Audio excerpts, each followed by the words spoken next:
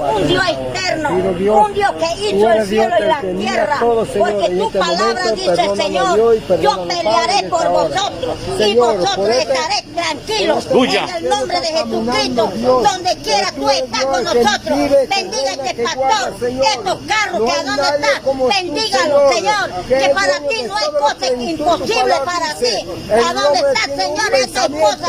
También por mi hermana Blanca, ayúdela donde ella está, también por la esposa de él, en el nombre de Jesucristo, por su familia, a donde quiera, el poder tuyo se manifieste, en el nombre de Dios grande, poderoso, temible, porque el que habita al abrigo del Altísimo morará bajo la sombra del Omnipotente.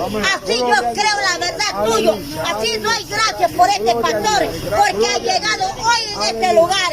Tú lo vas a cubrir con esa sombra tuya, Señor. Con la ala tuya lo vas a cubrir. Con el poder tuyo, Señor. En el nombre de Dios poderoso, grande, temible. Porque yo creo que usted hiciste el cielo y la tierra. Sí, Señor. Porque en el nombre de Dios creemos tuyo. Padre mío, creemos la grandeza y el poder tuyo. El único sanador. El único guarda de nosotros de todo peligro. Lo que, Padre, que viene contra... Si Dios contra nosotros, ¿quién contra nosotros, Padre? En el nombre de Jesucristo. Gracias, Señor Jesucristo. Solo están en tu mano, Señor. Este viaje sea de bendiciones, Padre. Amén. En el nombre de Jesús. Amén.